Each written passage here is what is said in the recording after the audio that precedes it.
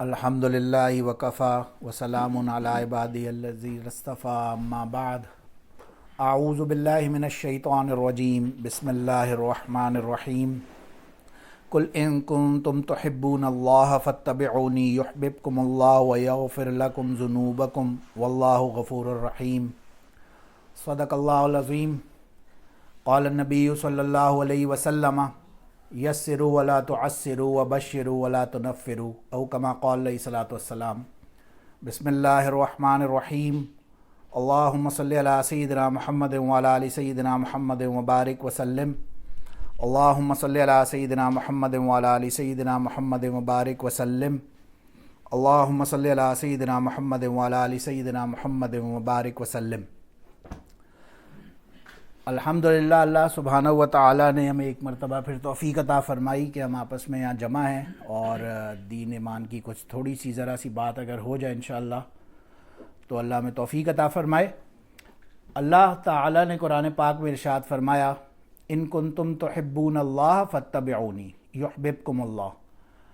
یہ رسول اللہ صلی اللہ علیہ وسلم کا مرتبہ اور مقام یہاں پہ بیان ہو رہا ہے کہ فرمایا قرآن پاک میں اگر تم یہ چاہتے ہو کہ اللہ تم سے محبت کرے، ان کنتم تحبون اللہ، اگر تم یہ چاہتے ہو کہ اللہ تم سے محبت کرے تو کیا کرو؟ فاتبعونی، تو تم میری اطاعت کرو۔ یہ یعنی کہ گویا پورے قرآن کا خلاصہ سمجھے کہ ان اے وے اس آیت میں ہمیں ملتا ہے۔ ہمارے سامنے یہ پورا دین ہے، یہ پوری شریعت ہے، تو اس شریعت ہمارے پاس لانے والے نبی علیہ الصلوۃ والسلام کی ذات، تو ہمیں یہ دین سکھائے گا کون، یہ شریعت سکھائے گا کون؟ وہ نبی علیہ الصلوۃ والسلام کی ذات۔ ظاہر ہے نا، کیونکہ من یطع الرسول فقد اطاع اللہ، جو رسول کی اطاعت کرے گا اصل میں تو وہی اللہ کی اطاعت کرے گا۔ تو یہ چیز تو اسٹیبلش الحمدللہ ہوتی ہے کہ رسول کی اطاعت ہر بندے پر لازم ہے۔ اب عام طور سے کیا ہوتا ہے کہ ظاہر ہے رسول کی اطاعت مین تو سب سے پہلے تو فرائض میں، جب اسلام آیا نا تو سب سے پہلے مشہور حدیث جبرائیل میں آتا ہے، آئے وہ دین سکھانے کے لیے، انہوں نے پوچھا مل اسلام، اسلام کیا ہے؟ تو نبی علیہ الصلوۃ والسلام کا مشہور حدیث جبرائیل کے نام سے جو فیمس بھی ہے، اور اس میں آتا ہے کہ یہ 5 جو ارکان ہیں، ایمان کلمہ سب سے پہلے ظاہر ہے، پھر نماز روزہ حج زکوٰۃ، تو یہ 5 تو ہو گئے ارکان اسلام۔ اب جس بندے نے بھی ان پہ عمل کر لیا وہ جنت میں ضرور جائے گا ایک دن۔ ایک بدو آیا، عرض کیا یا رسول اللہ مجھے کوئی ایسا عمل بتاؤ کہ میں جنت میں چلا جاؤں۔ آپ نے یہی فرمایا تم ایمان لاؤ، نماز روزہ حج زکوٰۃ، یہ 5 اعمال کرو تم جنت میں چلے جاؤ گے۔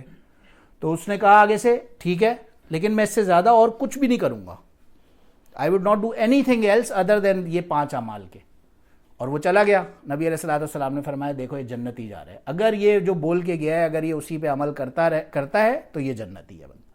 تو یہ 5 ارکان کا تو اسٹیبلش ہونا بالکل لازم ہو گیا ہمارے اوپر۔ اب اس کی مثال ایسے سمجھیں کہ ایک بلڈنگ ہے نا، آپ اس کو سمجھیں کہ سب سے پہلے تو ایک سٹرکچر کھڑا کرتے ہیں، ٹھیک ہے؟ اس سٹرکچر کے بعد اس کی پہلے بیس ہوتی ہے۔ وہ بیس جتنا نیچے تک جاتی ہے، کسی زمانے میں یاد ہوگا ہم دبئی میں کبھی ہم دیکھتے تھے، وہ برج خلیفہ جب بن رہا ہوتا تھا پرانی ارلی 2000s کے اندر، اس کا گڑھا تھا وہ اتنا ہی زیادہ ڈیپ اور اتنا ہی وائڈ معلوم ہوتا تھا، پتہ نہیں یہ کیا کرنے جا رہے ہیں یہاں پہ۔ کسی انجینئر نے مجھے بتایا کہ جتنی جو بلڈنگ ہوتی ہے وہ جتنی زیادہ اوپر اس کی ہائٹ یا اس کی اسٹرینتھ درکار ہے اوپر زمین سے اوپر، اتنی زیادہ اس کی بیس اسٹرانگ ہونی چاہیے۔ تو یہ جو بیس ہے ہماری، یہ ہمارا کلمہ، نماز روزہ اور حج زکوٰۃ، یہ ہم نے اپنی بیس تیار کی اس سے۔ لیکن اب آپ ایک بات سوچیں کہ ایک بلڈنگ ہے وہ پوری زبردست قسم کی لیب ہے، سپوز کریں 100 فلورز اوپر پرابلی ½ مائل لمبی بلڈنگ ہے اور زبردست ایک شاہکار اس کا سٹرکچر ہے، لیکن نہ اس پہ گلاس لگا ہوا ہے، نہ لائٹس لگی ہوئی ہیں، نہ اس کی کوئی اسے مزین کیا گیا، نہ آرائش، وہ جو کہتے ہیں نا اس کو بیوٹیفائی کرنے کی طرف ابھی تک بات ہی نہیں، اس کو کمپلیٹ ہی نہیں کیا کسی نے، صرف ایک سٹرکچر کھڑا ہوا ہے۔ کوئی اس میں رہنا چاہے گا کیا؟ چاہے وہ جتنی زبردست بلڈنگ کیوں نہ بن گئی ہو، سٹرکچر کے اعتبار سے کوئی نہیں رہنا چاہے گا، کیونکہ مین چیز ہے اس کے ایستھیٹکس، وہ بھی اتنا ہی کاؤنٹ کرتے ہیں جتنا سٹرکچر ان سیلف کاؤنٹ کرتا ہے۔ دیٹس ویئر نبی علیہ الصلوۃ والسلام کی اتباع کا مقصد اصل میں ہمیں سمجھ آئے گا انشاءاللہ تعالی۔ یہ وہ بات ہے کہ اسی بلڈنگ کو اب یہ ہم نے اپنے کلمے، نماز، روزے، حج زکوٰۃ سے بنا تو لی، یہ تو جتنی اسٹرانگ بنائیں گے اتنی زیادہ اسٹرانگ ہماری انشاءاللہ اوپر عمارت بننے کے قابل ہوگی، لیکن پھر بھی اس عمارت کو، اس اسٹرکچر کو، اس بلڈنگ کو ہمیں بیوٹیفائی کرنا ہے، وہ ہم کریں گے نبی علیہ الصلوۃ والسلام کی اتباع کر کے صلی اللہ علیہ وسلم۔ اب آپ دیکھیں نبی علیہ الصلوۃ والسلام نے کیا فرمایا، یسروا ولا تعسروا وبشروا ولا تنفروا، او کما قال الاسلام، کہ لوگوں کے لیے آسانیاں پیدا کرو، یسروا ولا تعسروا، لوگوں کے لیے آسانیاں پیدا کرو، انہیں مشکلات میں نہیں ڈالو، وبشروا، اور انہیں خوشخبری دو، گلیڈ ٹائیڈنگز کی، انہیں اچھی ہوپ دو، ولا تنفروا، انہیں آپس میں متنفر نہیں کرو، آپس میں انہیں ڈیوائیڈ کرنے کی بات نہ کرو، انہیں یونائٹ کرنے کی بات کرو، اور ان کے لیے اچھا دین کو پیش کرو کہ وہ اس میں خود بخود عمل کرنا چاہیں۔ تو یہ عمل ظاہر ہے نبی علیہ الصلوۃ والسلام کی ذات سے بڑھ کر تو عمل کا فالو کرنے کا کوئی حقدار ہو ہی نہیں سکتا تھا۔ ہانی بن یزید رضی اللہ عنہ عرض کیا، یا رسول اللہ اخبرنی عن العمل یوجب الجنہ، مجھے کوئی ایسا عمل بتائیں جس سے جنت مجھ پر واجب ہو جائے۔ نبی علیہ الصلوۃ والسلام نے فرمایا،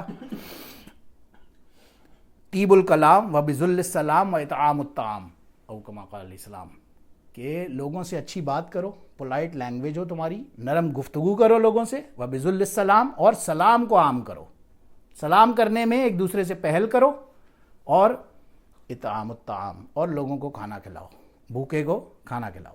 تو ان تینوں چیزوں کا اپنا اپنا بظاہر یہ اتنی چھوٹی سمپل سی چیز ہے، اب کہنے کو آتا ہے نا وہ من تمسک بسنتی عند فساد امتی فلہ اجر مئۃ شہید، کہ جس نے سنت پر عمل کیا ایسے ٹائم پر جب سنت پہ عمل کرنے کا ایک فساد برپا ہوگا اور اس پہ عمل کرنا اتنا مشکل ہوگا، اب جو بندہ سنت پہ عمل کرے گا گویا اسے 100 سے شہیدوں کا ثواب ملے گا۔ تو ہم عام طور سے رائٹ لیفٹ اتنا ڈائیورٹ ہو رہے ہوتے ہیں اور اتنی کنفیوزڈ ہوتے ہیں، اچھا یار ہم کیسے حاصل کریں وہ 100 شہیدوں کا ثواب، حالانکہ وہ حاصل کرنے کے لیے ٹھیک ہے بہت ساری دوسری سنتیں، تو ہر قسم کی جو نبی علیہ الصلوۃ والسلام نے کا قول فعل اور عمل ہے وہ تو سنت ہے ہی ہے، لیکن اس پہ عمل کرنا بعض اوقات اتنا آسان ہوتا ہے کہ ہم we don't even just realize it. Anyways آسان سے ہمیں لینگویج میں سمجھا دیا کہ اپنا سنت میری اتباع کا طریقہ یہ ہے۔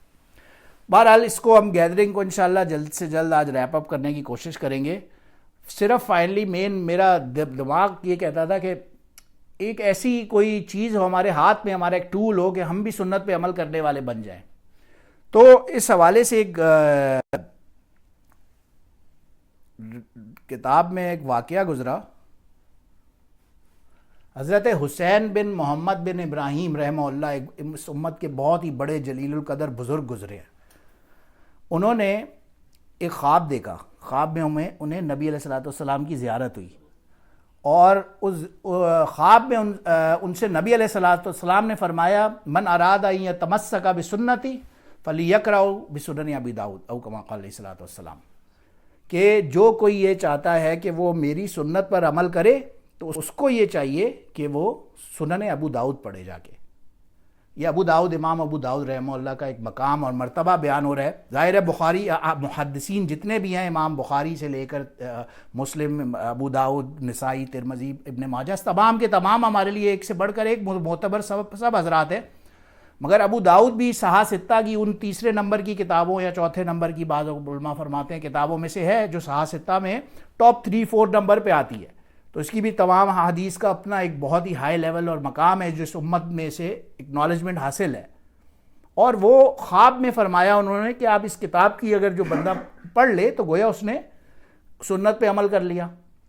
اب اگر عام بندہ جائے گا اور وہ حدیث کی کتابیں کھولے گا تو ظاہر ہے اور کنفیوز ہوگا، اچھا جی بخاری کھولیں گے 9800 کتنی حدیثیں اس میں ملیں گی، پھر آگے مسلم میں، ترمذی میں، ابو داؤد میں غالباً 5000 کے قریب روایات آتی ہے کتاب میں، سنن ابو داؤد میں۔ ویسے امام ابو داؤد رحمہ اللہ کے بارے میں آتا ہے کہ انہیں 5 لاکھ سے زیادہ احادیث روایت کی تھی۔ کتاب میں انہوں نے صرف وہ نقل فرمائی جو انہیں لگا کہ ٹاپ موسٹ اوتھینٹک روایات ہیں، صرف وہ نقل فرمائی، یعنی کہ گویا صرف 10% آف وہ روایات نقل انہوں نے ایکچولی فرمائی اپنی کتاب میں، باقی 90% انہوں نے اپنے پاس محفوظ رکھی یا طلبہ کو سنائی۔ تو اینی ویز اب یہ سنت پہ عمل کرنے کے لیے امام ابو داؤد کا قول اگر ہم غور کریں، ان کی ایک کتاب میں لکھا ہوا ملا، امام ابو داؤد رحمہ اللہ فرماتے ہیں کہ جو کوئی یہ چاہتا ہے کہ نبی علیہ الصلوۃ والسلام کی سنت پر عمل کرے تو اس کے لیے میری اس کتاب کے اندر 4 احادیث کافی ہیں۔ وہ ان 4 احادیث پہ گویا عمل کر لے تو سمجھے کہ اس نے سنت پہ عمل کر لیا. وہ 4 احادیث کون سی بیان فرمائی؟ سب سے پہلی انما الاعمال بالنیات. تمام احادیث کی کتابوں میں ہمیں آلموسٹ یہ روایات ملتی ہے، بخاری میں، مسلم میں، سب کتابوں میں ملتی ہے یہی روایت، انما الاعمال بالنیات. بظاہر اتنی سمپل ترین روایت جو کہ ہم بار بار سنتے ہیں، عمل کرتے وقت یہ اگر سوچیں کہ ہم نے آج فار ایگزامپل صرف ان 4 احادیث پہ عمل کرنا ہے. اب انما الاعمال بالنیات، جو کام بھی ہم کرنے جائیں پہلے اپنی نیت کا، اپنے اندر جو ہماری انٹینشن ہے، جو ارادہ ہے، اس کو دیکھیں کہ ہمارا ارادہ یہ کس لیے ہے. کیا ہم یہ دنیاوی مفاد حاصل کرنے کے لیے کر رہے ہیں؟ کیا ہم اس کے لیے کوئی مٹیریلسٹک بینیفٹ حاصل کرنے کے لیے کر رہے ہیں؟ یا ہمارا واقعی اس میں کوئی ایم ہے؟ چاہے وہ جو کام بھی ہے، ڈزنٹ میٹر اس کا تعلق دین سے ہے یا دنیا سے ہے یا کسی دوسرے مسلم سے ہے یا غیر مسلم سے ہے، ہماری اپنی نیت کیا ہے اس کے اندر. اپنی نیت کو خالی اگر درست کر لیں تو گویا کہ ہم نے اس حدیث پہ عمل کر لیا. دوسری حدیث بیان فرمائی امام ابو داؤد رحمہ اللہ نے، من حسن اسلام المرء ان ترکہ ما لا یعنی او کما قال علیہ الصلوۃ والسلام. آدمی کے اچھے اسلام کے لیے یہ کافی ہے کہ وہ اس بات کو چھوڑ دے جس کا اس سے کوئی تعلق نہ ہو. لا یعنی باتوں کو چھوڑ دینا. من حسن اسلام المرء ان ترکہ ما لا یعنی، کہ سب سے بہترین اسلام بندے کا وہ ہے کہ وہ ان باتوں کو چھوڑ دے جس سے اس کا کوئی کنسرن نہ ہو. اب ہم آج تو کل تو اس کا بڑا کامن ایگزامپل بھی ہمیں ملتا ہے. ہم پہلے ٹی وی پہ دیکھتے ہیں، میڈیا پہ دیکھتے ہیں، پھر خبر اخبار میں پڑھتے ہیں، پھر آپس میں اس پہ کنورسیشن ہوتی ہے، پھر بحث برائے بحث، اور پھر مباحثہ ہوتا ہے. آج فار ایگزامپل انٹرسٹ ریٹ یہ ہے یا انٹرسٹ ریٹ وہ ہے. کل ٹروڈو نے فار ایگزامپل، ہم کینیڈا میں رہتے ہیں تو آج یہ ڈیسیجن لیا یا نہیں لیا، پھر اس پہ ہم بحث کریں گے، پھر بحث برائے بحث کریں گے. اپنے آپ کو اتنا زیادہ ایسے ان نیسیسریلی کاموں میں الجھایا ہوا ہوگا کہ ایکچوئل جو کام کرنے کا ہوگا اس کی طرف ہمارا پھر فوکس ہی نہیں رہے گا. لایانی بات، اگر ہم گھر کے کوئی ایسا مسئلہ ہے جس کے اوپر ہمارا کنٹرول ہی نہیں ہے، یا گھر سے باہر ہم نکلتے ہیں، کوئی بھی ایسا معاملہ ہے جس سے ہمارا کوئی لینا دینا نہیں ہے، تو اس سے ہمیں پرہیز بہتر ہے. ہمارا اس سے کوئی اگر کنسرن نہیں ہے تو ہم اس سے دور رہیں. تو بہرحال پہلی حدیث فرمائی انما الاعمال بالنیات، دوسری فرمائی من حسن اسلام المرء ان ترکہ ما لا یعنی، اور تیسری حدیث امام ابو داؤد رحمہ اللہ نے بیان فرمائی ان کی کتاب میں جو دی گئی، لا یؤمن احدکم حتی یحب لاخیہ ما یحب لنفسہ. لا یؤمن احدکم، تم میں سے کوئی اس وقت تک مومن نہیں ہوگا جب تک وہ اپنے بھائی کے لیے بھی وہی چوز نہ کرے جو وہ اپنے لیے چوز کرتا ہے. لا یحب، اس وقت تک وہ مومن نہیں ہوگا. لا یؤمن احدکم حتی یحب لاخیہ ما یحب لنفسہ. اس وقت تک اس بندہ کا کامل نہیں ہوگا ایمان جب تک وہ اپنے لیے بھی وہی شے نہ پسند کرے اپنے بھائی کے لیے جو وہ اپنے لیے پسند کرتا ہے. عام طور سے ہمارا تو مینٹل لیول ایسے ہوتا ہے نا، یار یہ 2 چیزیں ہیں ہمارے پاس، فار ایگزامپل اگر یہ تھوڑی سی ذرا گڑبڑ ہے، خراب ہے، تو یہ دوسرے کو دے دو، خود صحیح والی اچھی والی چیز رکھ لو. لیکن وہ حدیث میں کیا فرما رہے نبی علیہ السلام کہ جو کوئی چیز اگر انسان یہ سمجھتا ہے کہ میرے لیے یہ چیز اچھی نہیں ہے یا میرے لیے بینیفیشل کم ہے یا مجھے نقصان دے سکتی ہے یا جو بھی فار واٹ ایور ریزن، اگر میں اس چیز کو اپنے لیے پسند نہیں کرتا تو میں دوسرے کے لیے بھی اسے پسند نہ کروں، دوسرے کو بھی اس سے ترغیب دوں کسی طرح سے ہٹنے کی. تو اللہ سبحانہ و تعالی ہمیں ان باتوں کی توفیق بھی عطا فرمائے. پھر آخر فائنلی لاسٹ ناٹ لیسٹ جو چوتھی روایت امام ابو داؤد رحمہ اللہ نے فرمائی، الحلال بین والحرام بین وبینہما مشتبہات. اللہ تعالیٰ نے حلال بھی بیان کر دیا ہے اور حرام بھی بیان کر دیا ہے، اور ان کے درمیان اب جو چیزیں ہیں بینہما مشتبہات، وہ مشتبہات ہیں، کنفیوژن کی چیزیں ہیں جن کے بارے میں فرمایا آگے حدیث میں آتا ما لا یعلمھا کثیر من الناس. یہ وہ چیزیں ہیں جن کے بارے میں میجورٹی لوگوں کو نہیں پتا، وہ کنفیوزڈ ہیں، ان کے پاس اس کا جواب نہیں ہے. اب آج بھی آپ جائیں، ہماری سب سے بڑی بحث کیا ہو رہی ہوگی، for example this is just a hypothetical example کہ جی یہ شرمپ کھانا ہے، یہ حلال ہے یا حرام ہے. اب اس کے اوپر ہم اتنا ٹائم لگا دیں گے فوکس کرنے میں کہ ٹھیک ہے ہو بھی سکتا ہے نہیں بھی ہو سکتا، بٹ میجورٹی کے پاس اس کی نالج نہیں ہے، انفارمیشن نہیں ہے، تو اس کے اوپر ٹائم ضائع کرنے سے تو کچھ حاصل نہیں ہوگا. شراب کے بارے میں آتا ہے جی قرآن میں تو اس کو حرام نہیں کہا. اب عام لوگوں کو جس کو نالج نہیں ہے تو وہ اس کو لے کے کسی اور ڈائریکشن میں جا سکتا ہے، ظاہر ہے. لیکن اگر ہمارے پاس نالج ہے، انفارمیشن ہے، تو ہم اس کی بات کو صحیح سمجھ سکتے ہیں کہ وہ کیوں نہیں کہا. بھائی حرام نہیں کہا، لیکن اسے رجس من عمل شیطان کہا، کہ گویا کہ یہ اتنی ناپاک اور وہ چیز ہے کہ اس کے اوپر شیطان نے جیسے اس کو چھوا. تو ایک چیز جو اس دنیا میں حلال ہو نا یا حرام ہو، اس کا ایک طرف تو بیان اپنی الگ جگہ پہ ہوتا ہے، لیکن دوسری چیز یہ دیکھی جاتی ہے کہ جو چیز حرام ہو ضروری نہیں ہے کہ وہ نجس بھی ہو. ایسا نہیں ہوتا. یہ شریعت کا ایک مزاج ہے. جو بھی چیز اس دنیا میں حرام ہوگی ضروری نہیں ہے کہ وہ نجس بھی ہو. ان دونوں میں فرق ہے. لیکن جو بھی چیز نجس ہوگی، ناپاک ہوگی، وہ بائی ڈیفالٹ حرام ہوگی. اب آپ اس کا کلی قاعدہ اٹھا کے دیکھ لیں، جہاں پہ جس پروڈکٹ کے اوپر مرضی، اسی کی مثال میں لے لیں یا اس کو چھوڑیں، چلیں اس کو تو رجس من عمل شیطان کیٹیگورکلی اللہ نے کہا. لیکن بہت سی چیزیں ہوں گی حرام ہے، مٹی حرام ہے، کھا نہیں سکتے، لیکن نجس نہیں ہے. نجس نہیں ہے، اس پہ نماز ہو جائے گی، وہ پاک ہے، لیکن حرام ہے، ہم کھا نہیں سکیں گے. لیکن اب ایک چیز اگر نجس ہے، مثال کے طور پہ پیشاب کا قطرہ یا سپرم کا ڈراپ یا کچھ بھی ہمارا باڈی پہ اگر لگ جائے، ہمارے کپڑوں پہ لگ جائے، اب یہ نجس چیز جب لگ جائے گی، حرام تو وہ ہوگی، نماز بھی نہیں ہوگی ہم لوگ جب تک پاکی حاصل نہ کریں، اور وہ کھانا تو بائی ڈیفالٹ حرام ہوگا. جو بھی چیز نجس ہوگی وہ بائی ڈیفالٹ حرام ہو جائے گی. تو کہنے کا مطلب یہ تو صرف ہائپوتھیٹیکل ایگزامپل سمجھانے کے لیے تھا کہ اللہ سبحانہ و تعالیٰ نے حلال بھی بیان کر دیا اور حرام بھی بیان کر دیا. اب جو اس کے درمیان ہے، اکثر لوگ حدیث پاک میں آ رہے اس سے انفارم نہیں ہوں گے.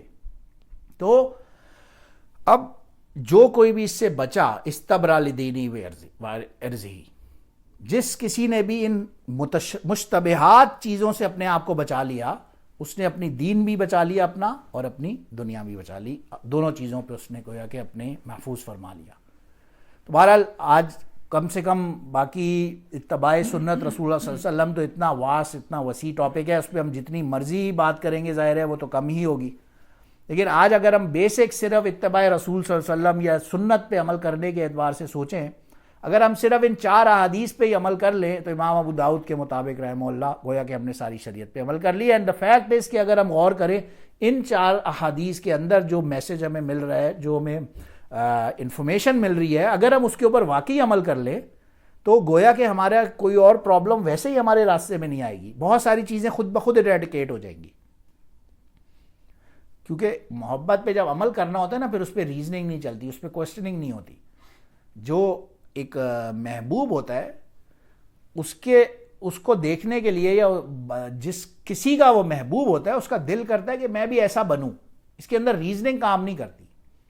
وہ ہمارا ایک کزن کا بچہ تھا، کچھ دن پہلے یاد آیا، اس کو لینے تھے، کہتا تھا میں باسکٹ بال کا بہت بڑا فین ہے، تو جی میں ایئر جارڈنز لوں گا. اب اس کے والدین اسے سمجھا رہے ہیں نہیں پتہ نہیں کتنے $100 کے ہیں، مہنگے جوتے ہیں، فلاں ڈمکاں ایٹسیٹرا ایٹسیٹرا، بٹ وہ ایک باسکٹ بال فنیٹک ہے، اس کو فرق ہی نہیں پڑتا. وہ بچہ بضد ہے کہ نہیں میں نے یہی جوتے لینے ہیں. اب وہ جتنے $100 کے بھی تھے، اینڈ میں والدین نے کہا دے گیو اپ، دے گیو ان، اور انہوں نے اس کو لے کے دیے. مگر جب وہ بچے کے مائنڈ سے دیکھیں، اس کو اگر ایک سیلیبریٹی پسند ہے، اسے ایک پلیئر پسند ہے، تو اس کا دل یہ کرتا ہے کہ میں میری ڈریسنگ، میرے کپڑے، میرا اٹائر، میری ایک ایک چیز بالکل اس کی طرح ہو. اسی طرح سے جو بندہ بھی رسول اللہ صلی اللہ علیہ وسلم سے محبت کرے گا، رسول اللہ صلی اللہ علیہ وسلم کی اتباع کرنا چاہے گا، اس کا یہی دل ہوگا کہ میرا ہر عمل اور میرا اپنا ہر جو بھی حلیہ سے لے کر، میرا اٹائر سے لے کر، وہ نبی علیہ الصلوۃ والسلام کی سنت کے مطابق ہو.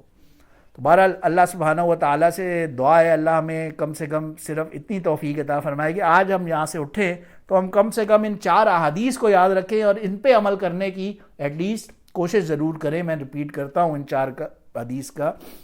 پہلی حدیث فرمایا تھا انما الاعمال بالنیات، کہ actions are based on intentions, عمل کا دار و مدار نیت پر ہے. سیکنڈ از من حسن اسلام المرء ان ترکہ ما لا یعنی، کہ آدمی کا بہترین اسلام یہ وہ ہے کہ وہ لا یعنی باتوں کو چھوڑ دے، جس چیز سے اس کا کنسرن نہیں ہے اس میں بیچ میں اپنا ٹائم ضائع نہ کرے اس کے اوپر. تھرڈ چیز فرمائی لا یؤمن احدکم حتی یحب لاخیہ ما یحب لنفسہ، کہ آدمی اپنے لیے بھی وہی پسند کرے جو اپنے بھائی کے لیے بھی وہی پسند کرے جو اپنے لیے پسند کرتا ہے. اینڈ فائنلی 4th حدیث بیان فرمائی الحلال بین والحرام بین وما بینہما المشتبہات، کہ جو کچھ حلال ہے وہ بھی اللہ نے کیٹیگورک بیان کر دیا، جو حرام ہے وہ بھی کیٹیگورک بیان کر دیا. اب جو کچھ بھی اس کے درمیان ہے وہ کویسچنیبل چیز ہے، وہ ہو جائے گی مشتبہات. جائز بھی ہو سکتی ہے، وہ ناجائز بھی ہو سکتی ہے. اللہ واللہ عالم، اللہ بہتر جانتا ہے. ہاں ہم اس میں کبھی کبھار یہ بھی ہو سکتا ہے ہم اس میں انوالو ہوں، ہماری مجبوری کے تحت کسی وجہ سے ہمیں فار ایگزامپل کنزیوم کرنا پڑا، یا فار ایگزامپل اس میں پڑھنا پڑے. اب یہ ہے تو کنفیوز چیز، لیکن اس کو جسٹیفائی کرنا اور اس کو ڈیفینڈ کرنا اصل بات یہ ہے. کیا بجائے اس کے کہ اس پہ ہم بندہ شرمندہ ہو، ہم اسے جسٹیفائی نہ کرنا شروع ہو جائیں. اللہ تعالیٰ ہمیں اس سے محفوظ فرمائے. یہ بات کو انشاءاللہ یہاں ختم کرتے ہیں، اور کھانے کا ارینجمنٹ ہمارا الحمدللہ آج ریڈی ہے. وآخر دعوانا الحمدللہ رب العالمین. سبحان ربک رب العزت عما یصفون وسلام علی المرسلین والحمدللہ رب العالمین.